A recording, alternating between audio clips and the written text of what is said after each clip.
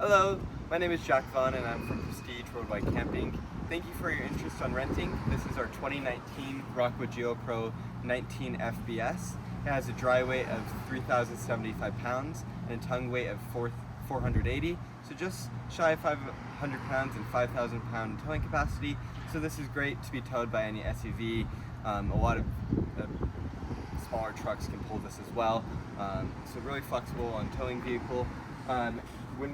When you come to pick up the trailer, we'll make sure you have the right hitch. It is a 2 5/16 inch ball if you have your own.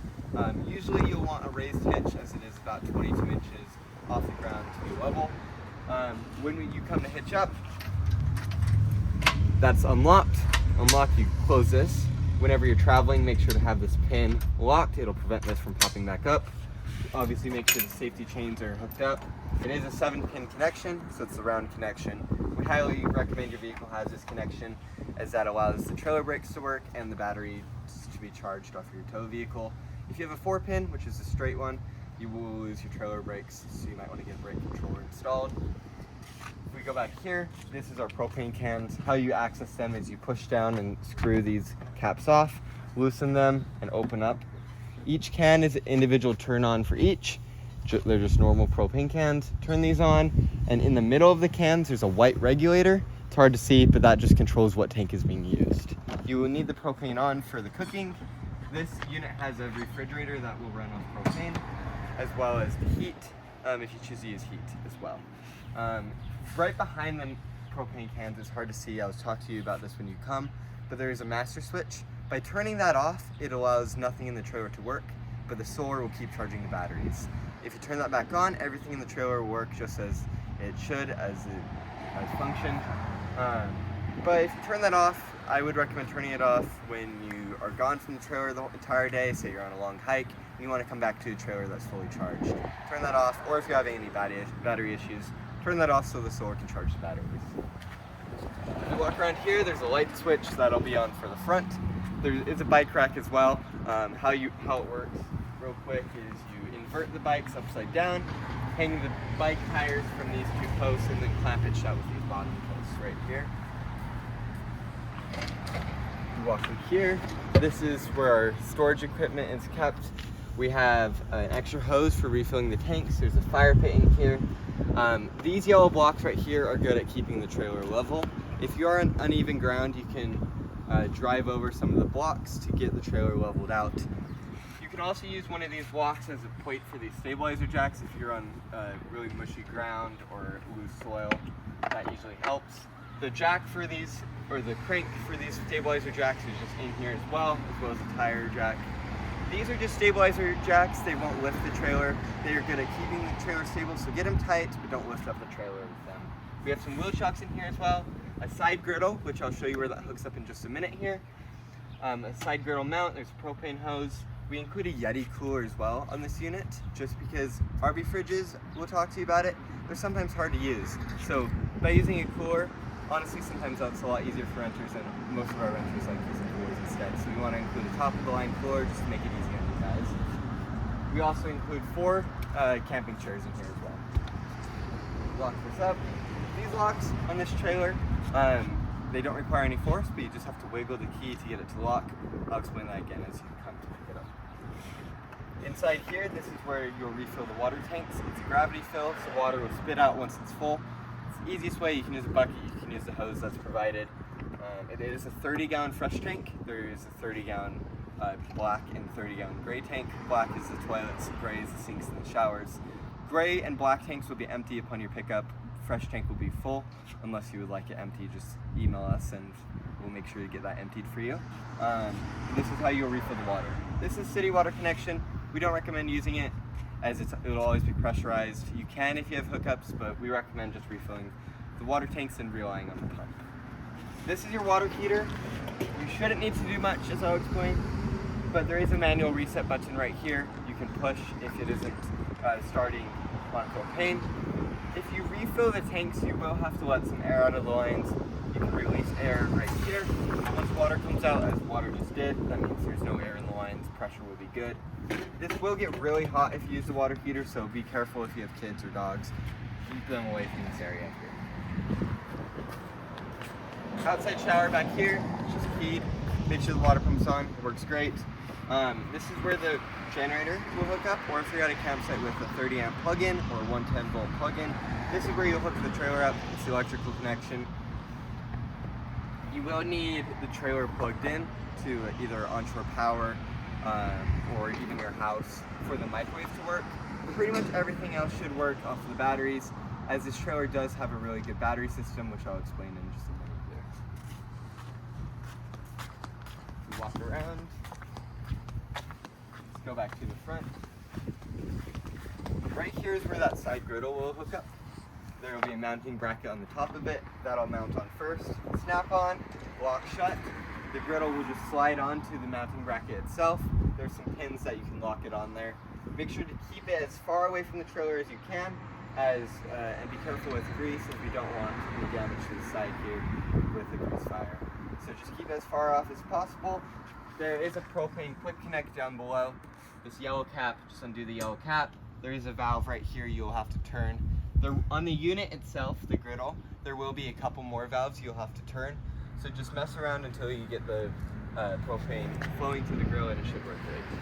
There is some additional plugs up here as well. Back here, we have some more camping equipment. We have a side table. We have the trailer plug that'll hook up the trailer to either onshore power, or you can hook it up to the generator in which we provide. On this trailer, we provide a Honda 1000 watt generator. It's just a little generator. It is really just designed to recharge the batteries on this trailer. This trailer has 3 solar panels and 4 batteries, so it really doesn't need a big generator at all. This likely won't run the microwave, so if you are dry camping, the one thing that won't work is the microwave.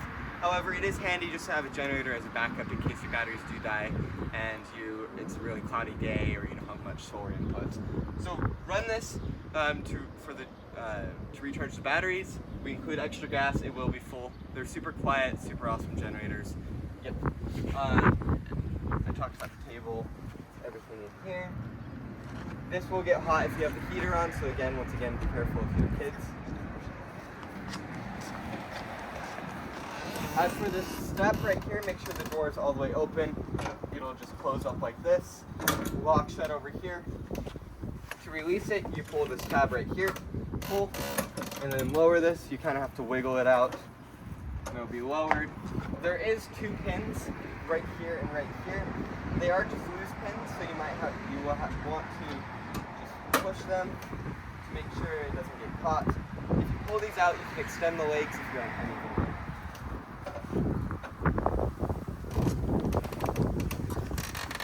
As we walk in here, we'll start with this monitor panel right here.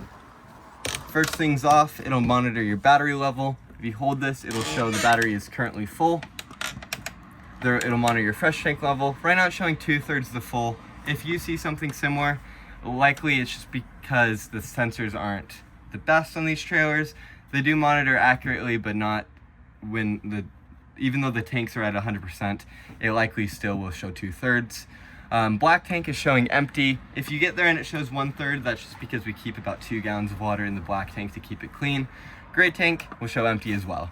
Interior lights, there's light switches here. Click on the light switch. Each light has an individual turn on or off. Some exterior lights as well. Water pump controls right here. Anytime you want to use the sinks or the showers, turn this on, turn this off whenever you're not using anything. Water heater, it has a gas and electric water heater. We recommend gas, so make sure the propane cans are on. It'll be the quickest for you. If you are plugged into an onshore power, you can use the electric, but that's really the only time it'll work well. Slide out and awning controls are right here. In and out, extend, retract. As for the slide out, it is currently out all the way. When you are bringing it in, keep holding the button until the slide out stops making noise. Even though it's all the way in, keep holding the button for about 5 seconds.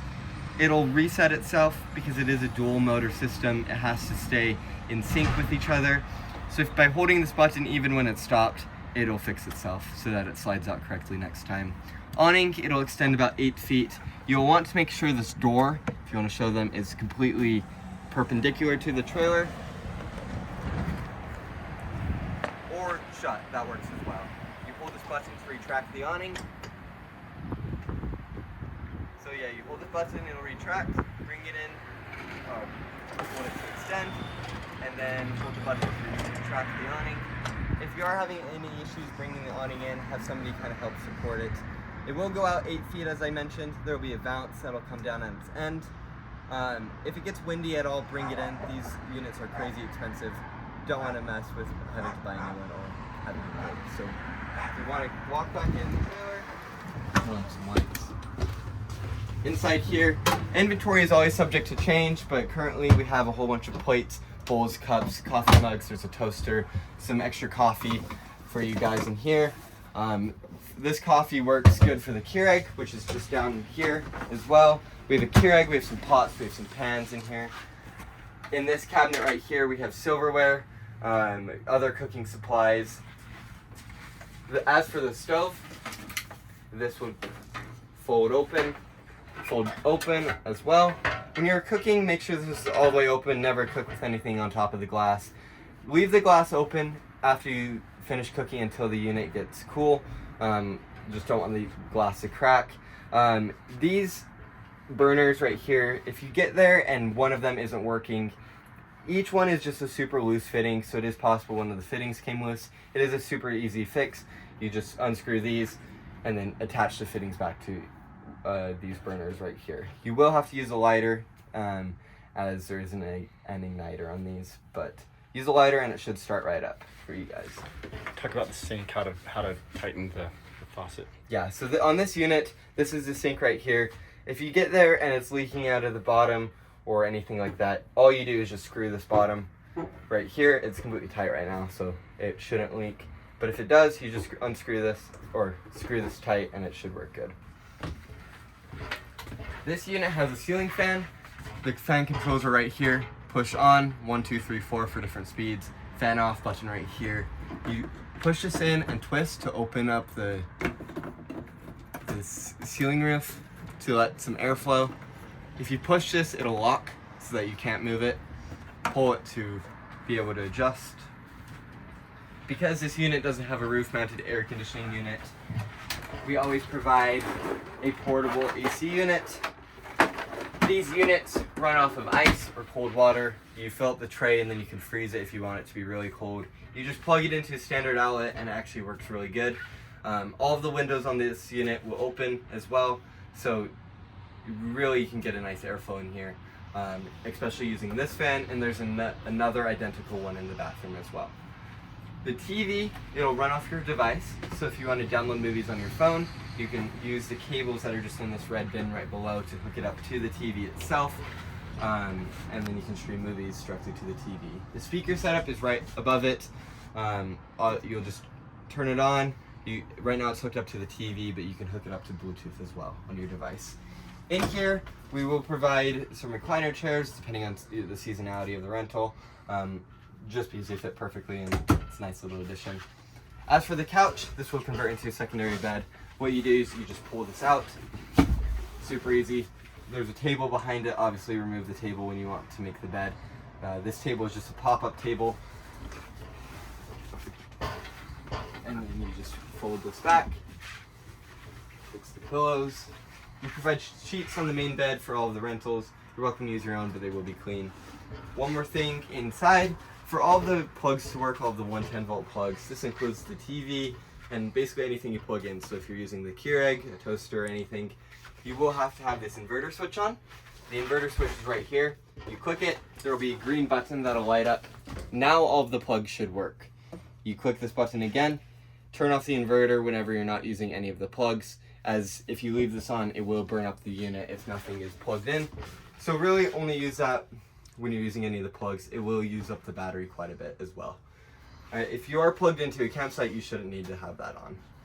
If we flip real quick, this is heater controls. Turn this on whenever you need to use the heater. It just is thermostat based, so set it to the temperature you like and the heater will automatically turn on. Make sure the trailer is level, as this is how the thermostat works. It's also how the fridge works. If the fridge isn't completely level, it'll struggle getting cold.